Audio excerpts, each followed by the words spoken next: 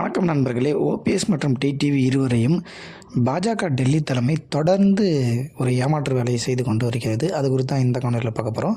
அஇஅதிமுக பாஜகவோடு எந்த கூட்டணியும் இல்லை தமிழகத்தில் என வெளிப்படையாக அறிவித்து பலவிதமான விமர்சனங்களை வைத்து வந்தது. குறிப்பாக பாஜகவுக்கு இங்கே வாக்கு வங்கியே கிடையாது, பாஜகலாம் எந்த விதத்துலேயும் ஒரு சரியான கட்சி கிடையாது, முன்னாள் அமைச்சர் ஜெயக்குமார்லாம் பாஜகவில் தான் தான் தோற்றேன் அப்படின்னு வெளிப்படையாக பேசிட்டு வந்தாங்க.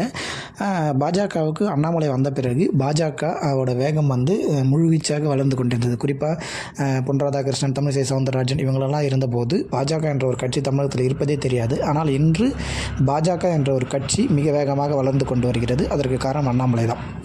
அப்போது அண்ணாமலை சில முடிவுகளை எடுக்கிறாரு. குறிப்பாக அதிமுகவோட கூட்டணி இல்லை, அதிமுக எடப்பாடி பழனிசாமி தலைமையில் இருக்கக்கூடிய அதிமுகவை விட பாஜக இங்கே வளர்ந்து கொண்டிருக்கிறது அப்படின்னு ஒரு ஸ்டாண்ட் எடுக்கிறாரு.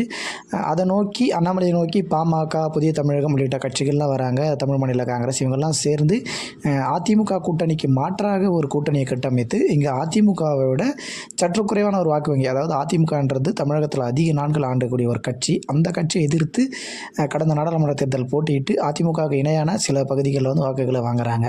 அப்படி இருக்கிறப்போ அவங்களுக்கு இங்கே தமிழகத்தில் இருக்கிற பாஜகவுக்கு பெருமளவு உதவி செய்தது ஓபிஎஸ் மற்றும் டிடிவி. இவங்க இரண்டு பேரையுமே தமிழக பாஜக தலைவராக திரு அண்ணாமலை அவர்கள் விடக்கூடாது அப்படின்னு நினைக்கிறாரு. ஆனால் டெல்லி பாஜக தலைமையும் எடப்பாடி பழனிசாமி தான் தங்களுக்கு வேண்டும் அப்படின்னு ஒரு முடிவு எடுக்கிறாங்க.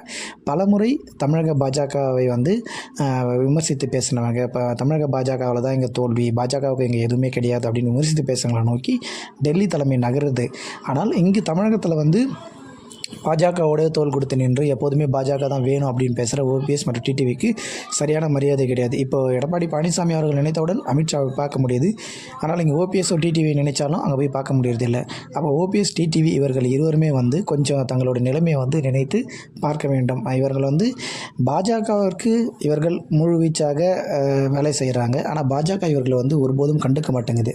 அப்போ தங்களோட நிலையிலிருந்து மாற்றம் கொள்ள வேண்டும். ஓபிஎஸ் மற்றும் டிடிவி இருவரும் பாஜகவிலிருந்து விலகி இருக்க வேண்டும் என தென் மாநிலத்தில் இருக்கக்கூடிய அதிமுக தொண்டர்களாக நினைக்கிறாங்க. என்னதான் ஓபிஎஸ் மற்றும் டிடிவி இரண்டு பேருமே சேர்ந்து பல இடங்களில் குறிப்பாக தேனி மற்றும் ராமநாதபுரம் மாவட்டங்களில் தேசிய ஜனநாயக கூட்டணி தமிழகத்தில் அதிக வாக்கு வங்கிகளை பெறத்துக்கு காரணமாக இருந்த இவங்க ரெண்டு பேர் தான்.